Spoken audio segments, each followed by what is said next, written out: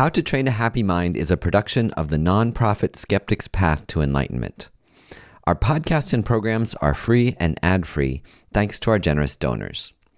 To support us now, visit our website at howtotrainahappymind.org.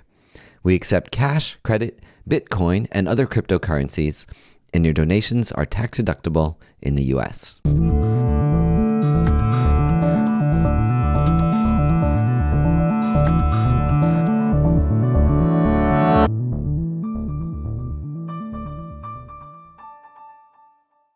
I'm Scott Snibbe, and this is How to Train a Happy Mind. Our producer, Andy Nguyen, recommended a book to me earlier this year called Healing Resistance by Kazu Haga. It's turned out to be one of the best books I've ever read. The book's ideas about the power of nonviolence have stuck with me, and many of them come to mind almost every day. I've always been a fan of nonviolence, which after all is the first principle of Buddhist ethics. But Haga's book is the first I've read that demonstrates not only that nonviolence is an ethically superior strategy for resolving conflicts, but one that's been systematically proven far more successful than violence. Haga's book explains that nonviolence isn't just refraining from harm, but a sophisticated 6-step strategy that begins with research and dialogue and ends, most importantly, with reconciliation. The purpose of nonviolence, he explains, is not just to create a change we desire in the world, but to heal relationships and enrich our sense of connectedness, respect, and interdependence with all beings, even those we oppose. Kazu graciously took time off from raising his 5-month-old child to speak with me for a couple hours recently about why nonviolence works and how to counter the common objections to nonviolence. We also talk about healing from the violence in our own families and strategies for ending the seemingly intractable wars in the Middle East and Ukraine.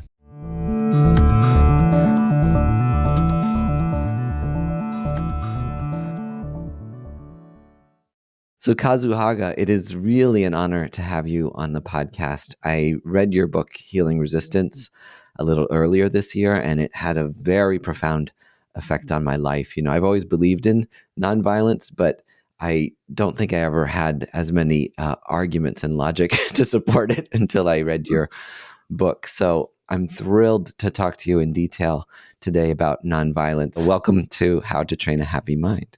Thank you so much for having me, Scott. I'm glad to be here. So to start out, I would just like to know what drew you to nonviolence in your life, and what does it mean to you? Yeah, I think I'll start by sharing that I came from a home and a childhood that was very turbulent and a household that had a lot of violence. I was born in Japan, and when I was 7 years old, my family was disowned from our extended family, and so we had to move to the United States. That was around the time when this desperate seed of loneliness started to creep into my body. And, we moved to a community that was almost all white. And so I know much more than I care to what it feels like to not belong. And I think so much of nonviolence, as I found out later on in life, is about reminding us of this universal belonging. And so I think the seed for the desire for nonviolence was sown in me really early through the pain that I went through. But the catalyst for nonviolence really was when I was 17 years old. I dropped out of high school when I was 15. I was getting high every day. And then I heard about a Japanese Buddhist order called Nipponzan Myohoji, who are Dharma practitioners who are really committed to nonviolence work. And at the time, they were organizing this thing called the Interfaith Pilgrimage of the Middle Passage, where they were going to walk from Massachusetts to New Orleans and then down the coast of Africa to retrace the slave route and to begin the process of healing from the legacy of the Middle Passage. And I heard about it, a week before it started. I was bored, had nothing better to do. So I told my mom I'd check it out for a week and left home for a year and a half. Ended up spending 6 months walking to New Orleans, and then a year living in their monasteries in South Asia, studying Dharma and studying nonviolence. So I kind of jumped headfirst into this when I was young. Having violence in your childhood obviously will make you want to have a nonviolent adulthood. I had a little bit of that in my family, unfortunately, too, some violence. And also, even more in school. I was getting, physically attacked almost every week. But then at the same time, I felt the only way it stopped was to fight back, was to be violent. And so what would you say to me as a young boy back in the 70s who wanted to be nonviolent but felt it was impossible? Yeah, well, I certainly resonate with that. I didn't grow up in a nonviolent household. I didn't Yeah. grow up with these teachings. And for most of us from a very young age, even everything from the cartoons that we watch painted things in a very black and white, right and wrong. The bad people are being violent, and we need to be strong and stand up to them so that we can beat them. And so it's understandable that we all think that violence is the only solution. It's the only thing that we see. We don't see nonviolence modeled in the same way. We don't study nonviolence in schools the same way that we learn about war in history class. But there was a beautiful teaching that I once heard from Howard Thurman, who was one of the mentors for Dr. Martin Luther King. And he talks about a story when he was very young and he got into a fight and he, quote, won the fight. And later on, he went home and he was talking to his grandmother and said that he won this fight. And the grandmother says to him, nobody ever wins a fight, and there's an incarcerated nonviolence trainer that I work with who says that resolving a conflict is about fixing issues and reconciling a conflict is about repairing relationships. And nonviolence is something that gives us the ability to do both. Like fixing issues is a very important thing. It's crucial in the process of healing relationships oftentimes.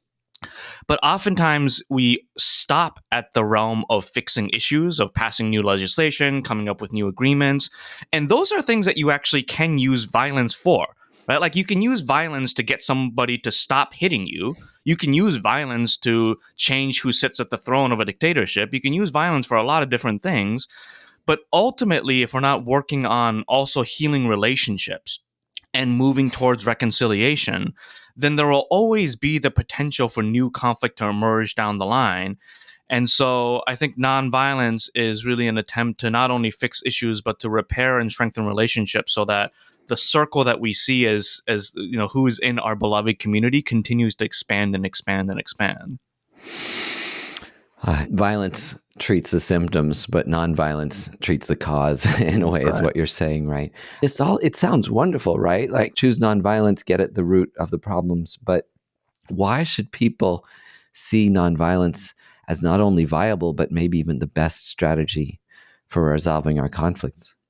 In terms of nonviolent social movements, there's a lot of evidence these days that suggests that nonviolent movements are more successful than violent movements. The work of Erica Chenoweth and her book, Why Civil Resistance Works, and Maria Stephan, it showed that nonviolent movements are actually twice as effective as violent movements in toppling dictatorships and in some of the most violent regimes as well.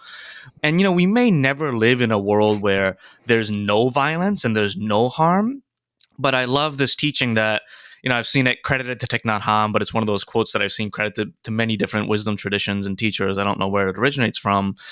That says that, when slaves were on the Underground Railroad, they were walking to the North Star, towards the North Star as their guide. And they knew that they were never going to get to the North Star, right? But that wasn't the point. They knew that as long as they kept walking towards it, they would get to where they needed to go. And I think this idea of a world free of violence, a world free of injustice, we may never get there, but it's still the direction that we should walk towards every single day. I love that. And, the first time I ever saw His Holiness the Dalai Lama 25 years ago, someone asked a very kind of aggressive question. They said, why do you believe in world peace? There's always going to be fighting on earth. And he said exactly what you just quoted. He said, you're right. He said, there is always going to be fighting. But if your ideal is world peace, then you're always going to get further toward that direction than people who have a lesser goal or no goal at all. A lot of people have no goal at all, right? They've completely given up. And in that talk, he also said, if we kill one Chinese person, we make 100 enemies. Our resistance always has to be nonviolent. And that's what made me immediately sign up to become a Tibetan Buddhist. Those two things, the purpose of having an ideal and the tragic failure of violence to solve problems long term. Absolutely. Very, very moving. You talk practically about a fourth option to responding to violence. Like we talk about fight, flee, freeze, right? And then you talk about facing your assailant, like not backing down, not giving into fear, not reacting. Like this gets practical. So how do we cultivate this fourth way of responding to violence, of facing what's happening? Yeah, well, first of all, I think it's important to note that there's a lot of misunderstandings about what nonviolence is that's out there. And one of the biggest misunderstandings that nonviolence is simply about quote unquote turning the other cheek and letting abuse continue and letting violence happen and not doing anything about it, being a bystander to violence. And nonviolence is not about what not to do. It's about when you see violence and injustice in your world, what are you going to do about it, right? How are you going to intervene and try to transform the situation? It's about facing conflict. It's about facing violence. It's about facing injustice. And to acknowledge that that is a scary thing. Whether you're using nonviolence or violence, to face injustice, to face violence is an incredibly courageous act, and it takes practice.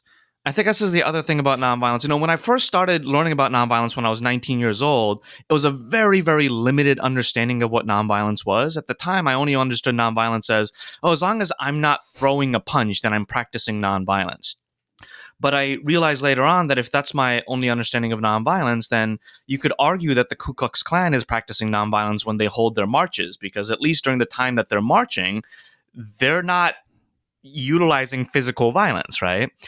And indeed, nonviolence is about aligning everything that we do with our deepest held values around interbeing, interconnectedness, healing, and relationship.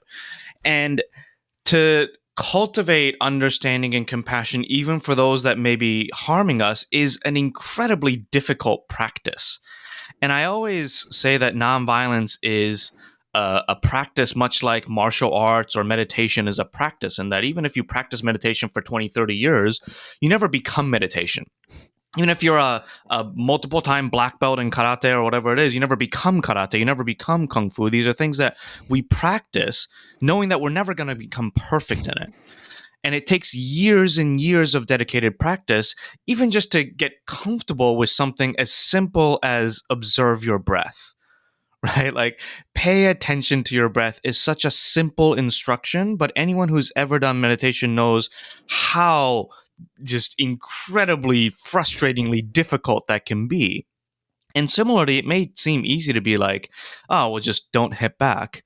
But the reality is that practicing real nonviolence, of having this unwavering faith in interdependence, takes an incredible amount of practice. And so, yeah, it's something that we really need to build in practices every day of our lives, so that we can be building our muscles and our capacity to practice this, so that it can become more effective in the world. I was struck how over and over again in your book you talk about how much practice and training it takes, and then you dedicate a good section of your book to these 6 steps, and only one of the late steps is actually action, doing something. Can you talk about that? Yeah, so very briefly, within the philosophy of Kingian nonviolence, there's this thing called the 6 steps of nonviolence, and it's information gathering, education, personal commitment or self-purification, negotiation, direct action, and reconciliation. And when I was first learning about Kingian nonviolence, I was blown away when the teacher told me that direct action, which is the 5th step, is actually the only one that is not a necessary component to a nonviolent campaign. I always thought that direct action was nonviolence. Like, that's the only thing that we do in nonviolence, is we learn how to protest and build blockades and engage in direct action. But in reality, and I've learned this as a restorative justice facilitator as well, I think oftentimes the mistake people make in restorative justice work is to bring the 2 sides of a conflict together before they're actually ready to be in genuine dialogue. The preparation that happens before they enter that dialogue is the most important thing. Yeah, and in your book you write about how when you don't do that kind of work, that the cycles of harm that activists oppose are like recreated, I guess tragically recreated within the activist movements themselves, which, I found both seem very true based on some things I've observed, and also so sad. So what are some examples of this, how activism can go awry if you're not properly prepared, and how can activists avoid sabotaging their own causes? Yeah, I mean, we're our worst enemy, right? It's important to acknowledge that this is 2024 now. As we're recording this, we're about a month away from the election, less than a month away from the election. The most recent example of climate catastrophe in North Carolina and in Florida. We're still experiencing pandemics. Of course, there's war and genocide happening around the world. And all of these things, just witnessing them in the news, being around them, knowing that it's going on, can be traumatic, right? And we're living in a time of such fracture throughout society. And as individuals who live in society, it's only natural that those fractures seep into our bodies and seep into our community spaces. One of the things that happens when our trauma is triggered is that the part of our brain that is capable of thinking about nuance, that is capable of taking in and integrating new information and different perspectives, the part of our brain that is able to think about things like interdependence and have compassion and empathy for other people, that part of the brain literally gets shut down. And so, if we want to maintain our commitment to nonviolence, even in the face of political violence and war and genocide and climate catastrophe, then we need to both commit to the long term process of our own trauma healing so that we have less triggers, but also to commit to practices like meditation and mindfulness that keep us grounded even in the midst of the most escalated situations. There's a beautiful, well, beautiful may be an interesting word, but there's a really intense picture that came out of the civil rights movement during those lunch counter sit-ins of several students sitting at those lunch counters while a mob of white men are throwing coffee in their face and throwing pies in their face and getting physically aggressive towards them, and the students are just sitting there. And those students didn't call that mindfulness, they didn't call that meditation, but that's exactly what they were doing, right? Trying to stay centered in their breath, in their values, even in the midst of all of these escalated distractions. And so I think practices like meditation are a really important aspect of the training for nonviolence as well. Yeah, you've mentioned meditation a few times. I'm obviously, I'm also a Buddhist, and there's a quote that's come to mind many times lately with everything in the news where the Buddha said, "Hatred never ceases hatred, only love ceases hatred. This is an eternal law." Can you talk about the roots of nonviolence in Buddhism and then why nonviolence isn't just for Buddhists and other pacifists? Because I get that a lot, like, oh, that's a specialized thing for you peaceful Buddhists.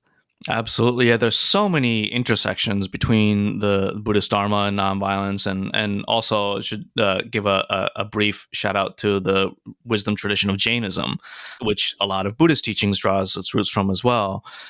I think one of the most essential teachings of nonviolence is what Dr. King calls beloved community, and how I've come to really understand this idea of beloved community as this unwavering faith in interdependence, that we are all deeply, deeply connected to each other, that I will never be liberated until all people are liberated. And therefore, a commitment to nonviolence isn't about trying to win, right? It's about trying to move towards a world where all beings can be liberated. I think that is perhaps, if I had to choose one essential teaching of nonviolence, I think it's that. And of course, this idea of interdependence is one of the key teachings in the Buddhist Dharma as well, right? We might relate it to a teaching like anatta, the doctrine of non-self. This idea that there is no such thing as an individual independent self, that we all exist in deep interdependence or interbeing with the rest of phenomena, and that what affects one aspect of the universe will ultimately affect all aspects of the universe. The Buddhist teachings of metta, right, of unwavering loving kindness or universal goodwill. Dr. King oftentimes talked about agape, which is the Greek word for universal love, the love that you have for all beings, not because you've been through really intense experiences with them and you have similar values, but you love that person because they exist. Right. And so across Buddhism and across nonviolence, there's a lot of similar teachings that I think speak to the same universal truths. in Kingian nonviolence, we're taught that every conflict has history, and we oftentimes only see the moment that a conflict erupts into violence, and we take a snapshot of that moment and we try to understand what's happening based on that snapshot. And we don't understand that the conflict that may be, a day old, 10 days old, a year old, 500 years old, 3,000 years old, all of that history is deeply interdependent with the moment that the conflict erupted into violence. And if we don't understand that, then we're not understanding the conflict. And you can compare that to the teaching of right view and understanding the laws of karma, right? That every moment is deeply intertwined with all moments that came before it and all moments that will come after it. And so, yeah, I love thinking about all of the intersections. I remember being at a Buddhist meditation retreat once, and the teacher said the Buddha didn't teach Buddhism, right? The Buddha taught universal truths that emerged in all the great wisdom traditions around the world. And I consider nonviolence to be one of them. If you look at the essential teachings of nonviolence, and if you look at the essential teachings of Buddhism, if you look at the essential teachings of Christianity, of Taoism, of Jainism, they all speak to very similar truths. In a Tibetan Buddhist tradition, one way, like Alan Wallace has summarized Buddhist ethics as 3 principles. The very first one is nonviolence, like the core principle of ethics. The second one is kindness. And then the third one is to understand your mind. But a lot of people are pretty floored when I mention that to them, that nonviolence is the very first ethical principle. I think, you come across more people than I do. I think people, if you say nonviolence is the foundation of ethics, they're surprised, right? To hear that. Most people wouldn't say that's the foundation of their ethical principles, right? Yeah, and I think again that comes from a misunderstanding of what the word nonviolence means, right? If we understand nonviolence as okay, I'm not going to kill anybody, it's so simple that it's like how can something that simple be the ethical foundation for this large philosophy? But in reality, nonviolence is about so much more than that, Yeah. right? The 6 principles of Kingian nonviolence, I think, do a great job of capturing that. One of them being avoiding internal violence of the spirit as well as external physical violence, and the work that is required to be committed to purifying our own hearts of violence, of resentment, of hatred. That is like a lifetime of work. It's not this easy thing to say, oh, I'm going to stop punching people, right? And so, yeah, it makes sense that it serves as the first ethical foundation because it is a lifetime of work and practice. And this is the other point that's a little foreign to many people, is that inner transformation comes first. That it's very difficult to transform the outer world if you don't transform your inner self too. Definitely. And the inner world and the outer world are deeply interdependent, right? We are not in a place where we can point our fingers and demand change in everything outside of us if we're not willing to do that deep work ourselves. Yeah. So why don't we ask these really hard questions, zooming out from violence in childhood and our families. What about these big conflicts today, Ukraine, the Middle East, where both sides seem to feel like violence is justified? What nonviolent strategies would you recommend to resolve these conflicts? So many of us see these conflicts as, hopeless or escalating and so on. Yeah, so much to say about that. I think I want to start by inviting people to have a vision that is big enough to be worthy of these impossibly escalated crises, right? Like an immediate ceasefire in Gaza, I think, is obviously like the first step that needs to happen. Like the harm needs to stop right now, but that is so far from a vision, right? I was actually talking to my friend Sujata, who you know as well. We were just talking about her. And she was saying to me, what does freedom for Palestine even mean for someone that believes that the very idea of a nation state is a violent thing? Because nation states continue to perpetuate the delusion of separation, right? So how do we have a vision that is bigger than, oh, these people deserve to have their own nation states and deserve to have their own militaries and deserve to build their own border walls? Because those are all delusions that keep us in a worldview of separation, right? And so I think that's the first thing is how do we aim for beloved community? In the midst of such urgency, how can we breathe enough and have enough spaciousness in our bodies to remember that there are visions that are much bigger than just fixing the issue? That we need to remember that our ultimate goal is reconciliation and justice and belonging for all beings.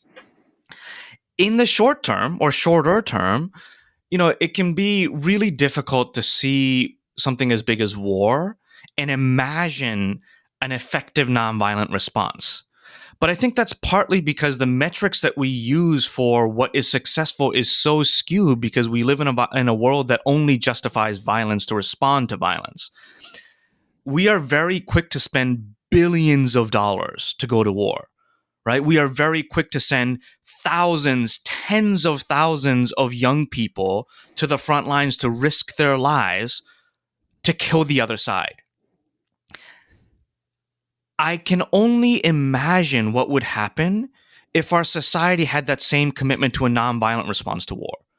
If we were willing to spend billions of dollars, if tens of thousands of people were committed to nonviolence and were willing to risk their lives to intervene in a violent conflict, then what might be possible, right? Like, we don't even allow ourselves to think that because we think, I remember years ago there was this campaign for the Department of Peace, which I think is an amazing idea, but it was starting with, can we get 1% of the budget of the Pentagon to fund the Department of Peace?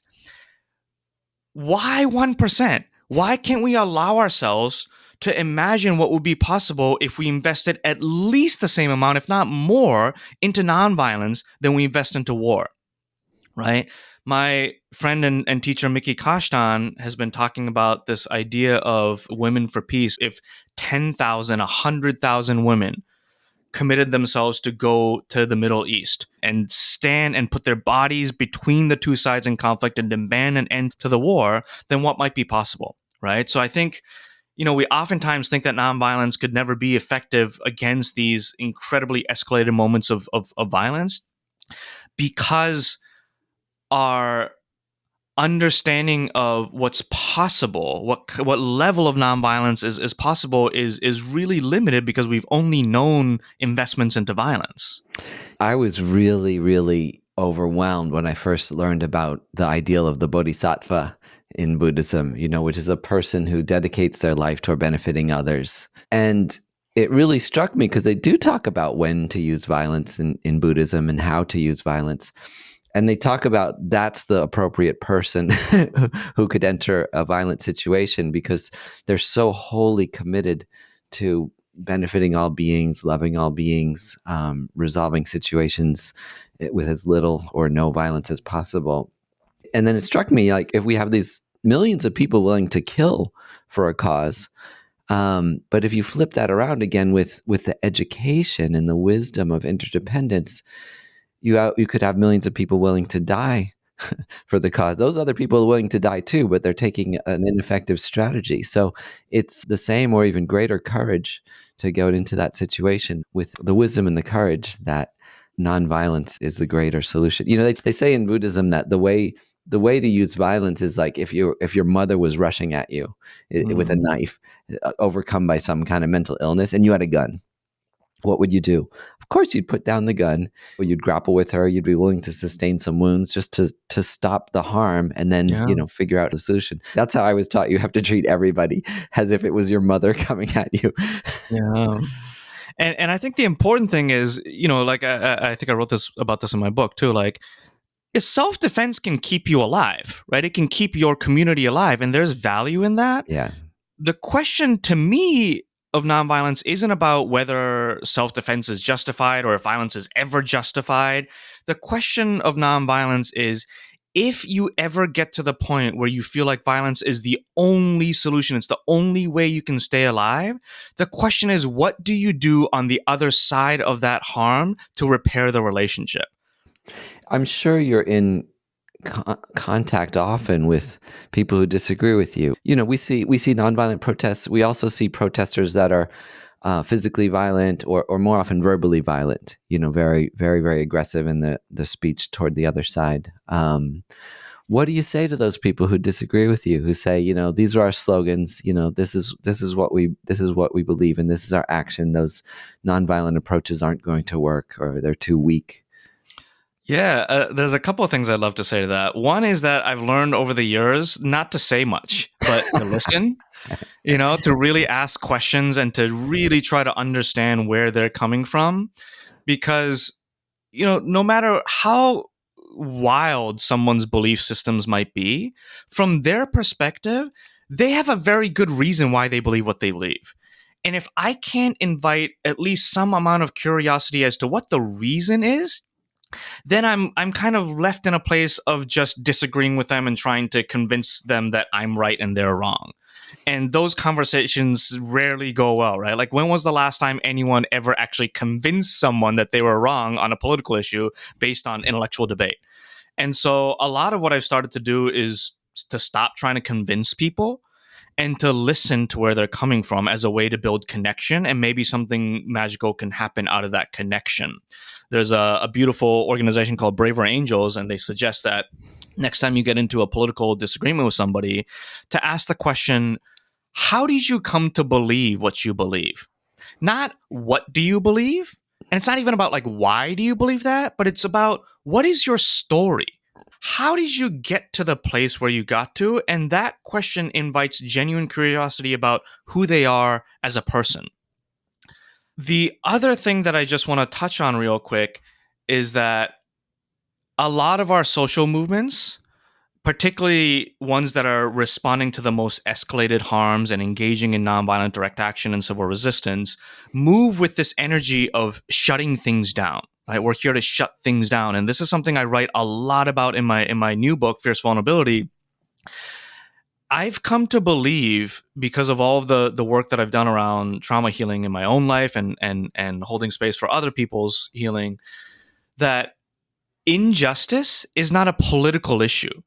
That injustice is a manifestation of collective trauma. And if we can understand violence and injustice as manifestations of collective trauma, then can we also understand that we cannot shut down injustice any more than we can shut down violence? Like, we can't go to people who are acting out of a place of trauma and point our fingers and say, stop doing that. But in a lot of our activist movements, that's how we go about our work, right? We mobilize people, we engage in direct actions, we shut down highways, and then we start pointing our fingers and saying, stop.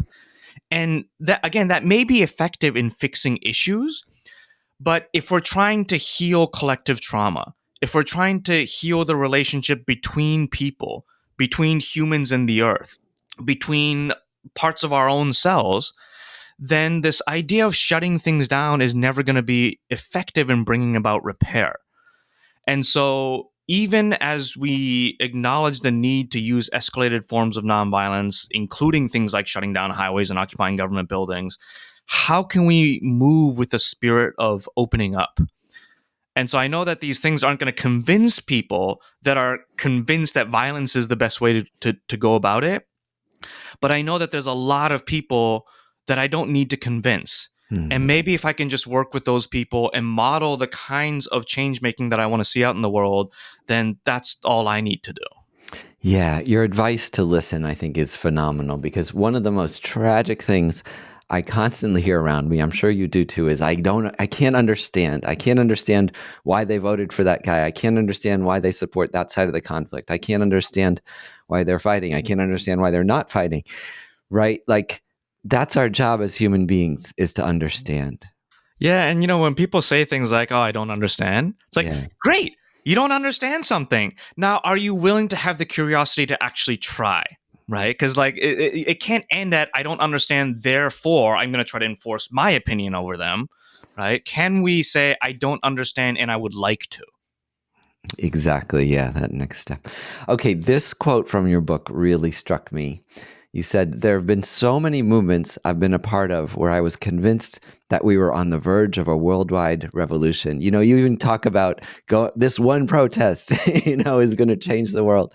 And it really gave me insight into the idealism and sorry, also maybe the naivete that I sometimes saw in friends who are activists. So Can you describe that idealism, the optimism of the activists? And one of my favorite quotes is from Stuart Brandt, and he said, "Good things happen slowly, bad things happen fast."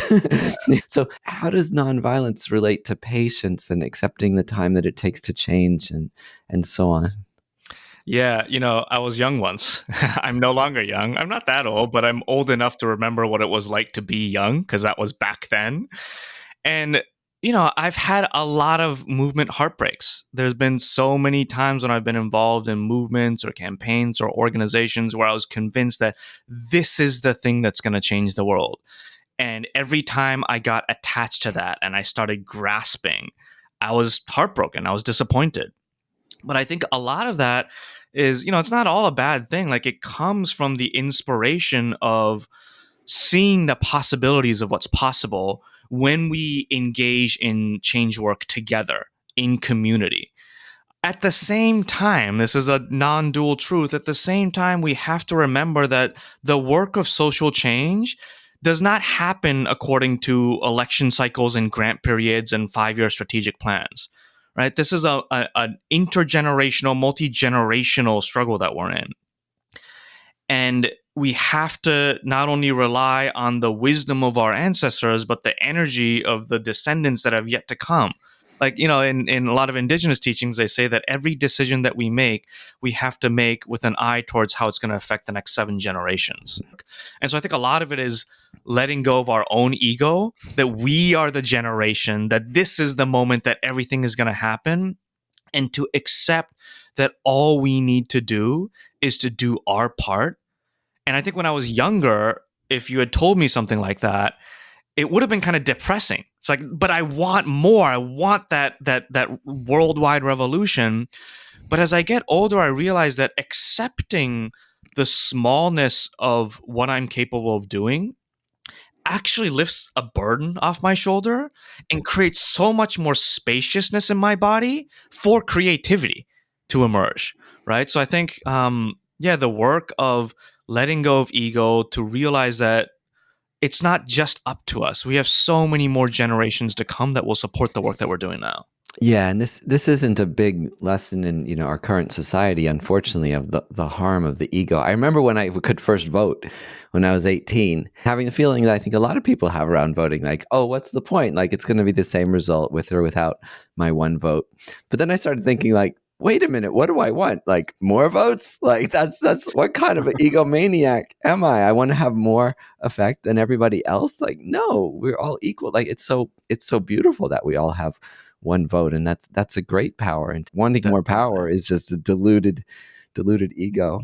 The other thing you said about one of my favorite quotes is it's this Chinese proverb. It says, "The person who says it was impossible should not interrupt the person who is doing it." And so I love that. that's the beauty of idealism, right? Like, well, another one of my friends, David Kate, he says, I interviewed him on the podcast too. He said his mother always told him the optimists always win, right? Because of course, if you don't believe it's possible, you won't even try.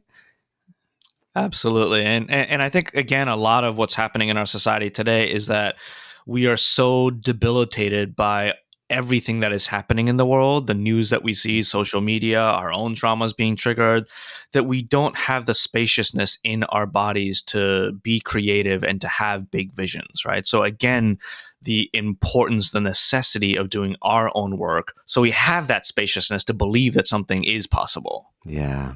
Let's talk about some of the success you've seen. You write about the transformations you've seen from violence to nonviolence in prisoners, working with prisoners and people who've committed crimes and so on.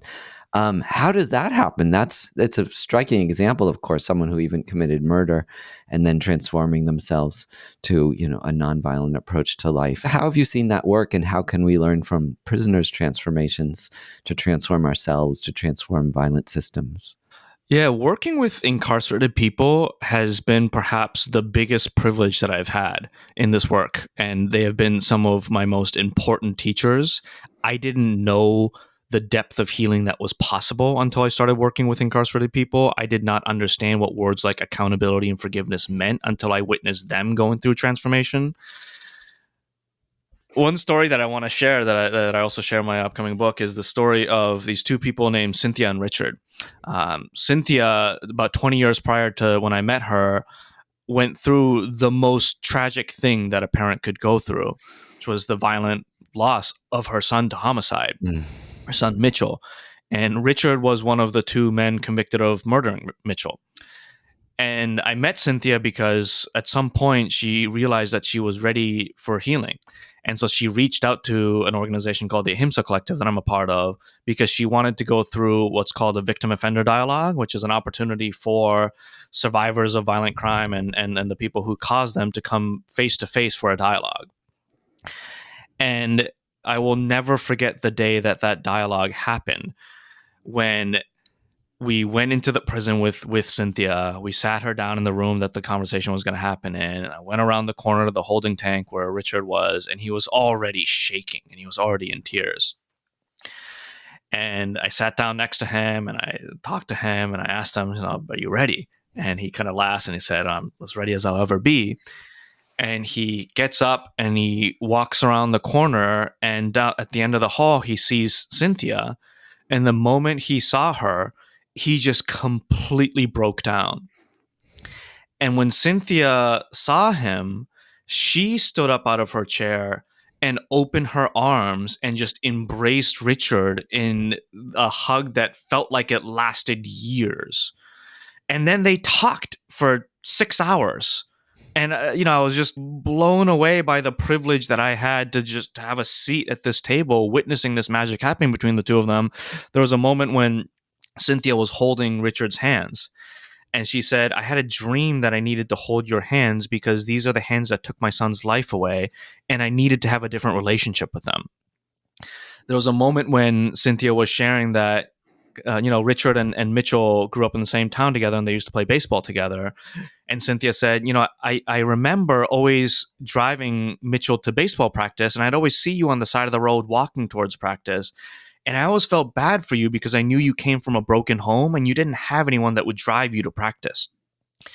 And in that moment, Richard kind of broke down again and said, during those difficult years of childhood, he thought that nobody was there for him. He felt like nobody saw him and witnessed him. And now, 30 years later, to hear from the mother of the person that he killed that she saw him, that she cared about him, helped to unburden him from this pain that he'd been carrying his entire life. And, I want us to remember that this depth of healing is possible.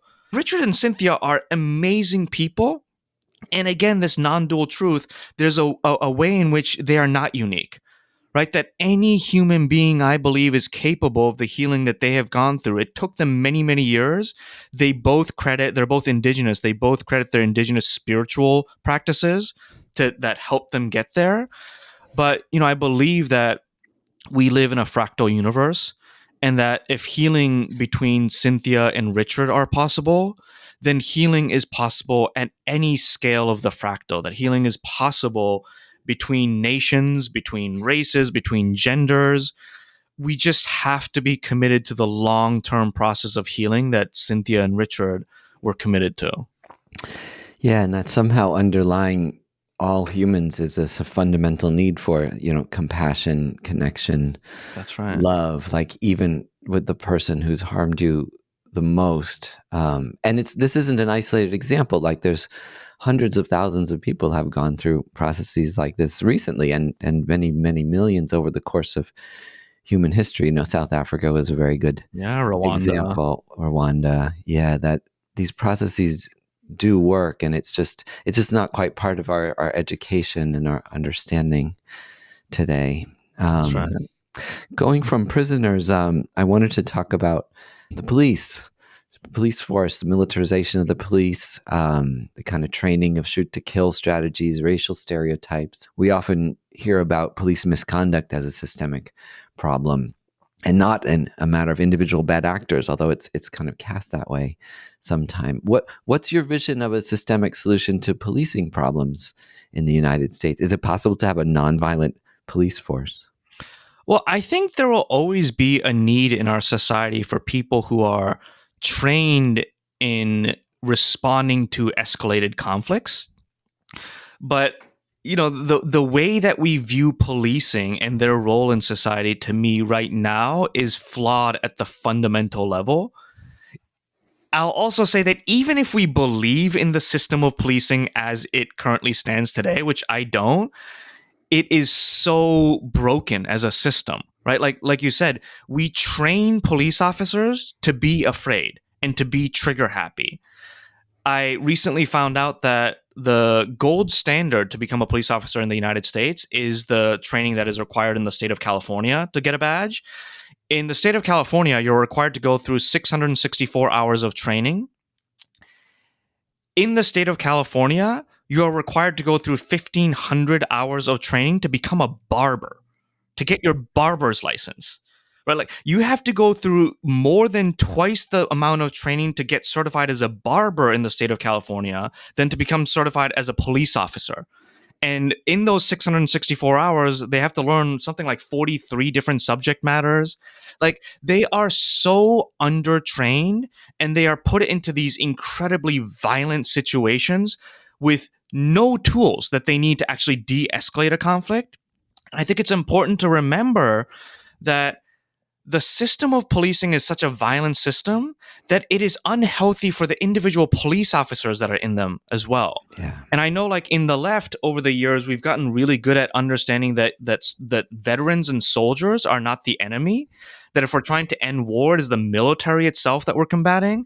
And I feel like we're not always great at making that same transition for police, where it's easy still for us to point our fingers and blame individual police officers and not realize that the police officers themselves are being torn apart from having to play this role in such a violent institution. Yeah. Yeah, to become a therapist, I think, it's like 5,000-6,000 hours of training. I have a few friends going through it right now. Now that, well, here's a quick, interesting question for you. You just had your first child, right? You have a 5-month-old child. How are you thinking and feeling about nonviolence now that you've had your first child? And how do you plan on sharing nonviolence with them as they grow up? Yeah, I was just having a conversation with another friend of mine yesterday who's a nonviolence trainer and a father. But, years ago when I was thinking about having a child and thinking about not having a child, I was having a conversation with my friend Morgan Curtis, who does a lot of amazing work in the world. And I asked her, you're an activist that cares about climate change and all of these things. Do you think about having a kid eventually? Morgan actually lives in community with me and also recently had a baby. And at the time she said to me, I make every decision in life with faith that everything is going to be fine, that everything will be beautiful. Why would I make the most important decision of my life with the assumption that things are going to go wrong? And that really changed my perspective, that having a child, that being a parent and having this responsibility of raising a loving being actually gives me more faith that it is possible, because I see that possibility in my child's eyes every single day. As tired and as exhausted as I am when I wake up in the morning, the baby wakes up with this huge smile in the morning. And the moment I see that smile, I'm reminded of who we truly are at our essence. And, many of us as adults, we've come so long from that, but it's still who we are, right? We've put on so many layers and so many masks of trauma and delusions, but at the essence, at the core of who we are still that child that just wants to love. Yeah, no, that's really true. And, I've really found this absolute pessimism that's completely sure, 100% sure the future is going to be terrible. The world's going to be destroyed. The wars are going to escalate. From the Buddhist perspective, especially, that's a very egotistic perspective, that the future, the absolute truth, 100%. Like, of course not. It might be 90% probable. Sure. It could be maybe the most likely outcome. That things are going to get worse. But still, it's not. We're not certain, and we have the power. We're the agents that are moving into the future. We're still alive, and each of us has a power to bend that future a little bit towards a better That's one. right. Also, it's important to remember that death is not a bad thing either. that death is not the end. I recently learned from a hospice care worker named Jean Denny that, death is not in opposition to life, that death is a part of life, right? That we're always taught that there's life and then there's death. But that's actually not the case. Death is an integral part of life. And if we can learn to accept that, then maybe we'll be able to let go a little bit of this fear that we have of death and this grasping to life.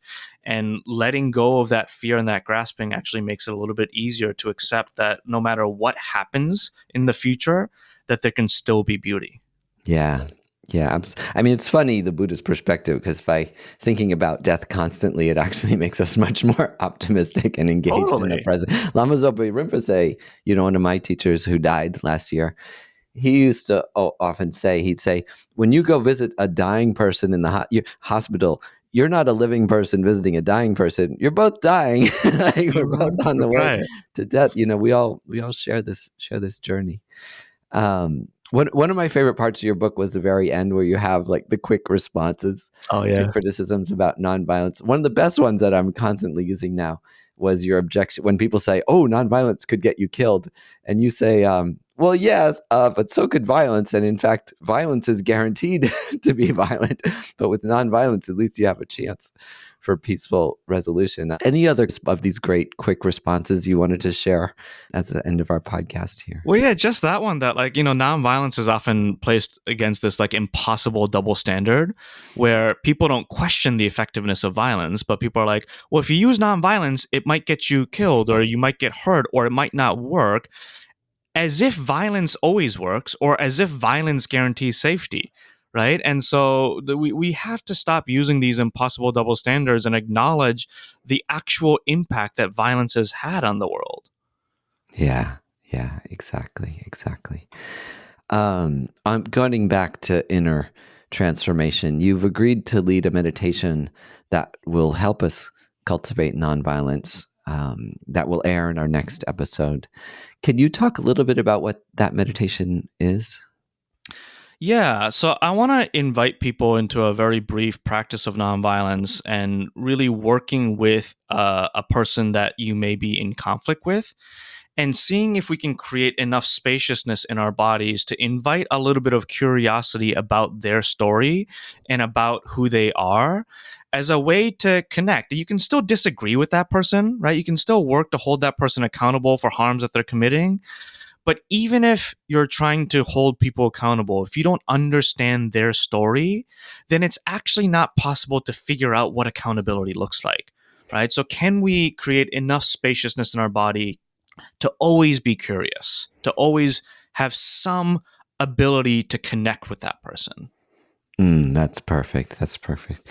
Well, Kazu Haga, it's really an honor to speak with you. I think you're really one of the most practically beneficial people alive today in helping the world become a better place and move towards nonviolence, and while not putting your head in the sand, going straight up to the most difficult conflicts in the world with a solution that's really going to work and be beneficial and lead towards interdependent connection. So thank you so much for taking some of your precious time to speak with me. Thank you so much for having me. It was really fun.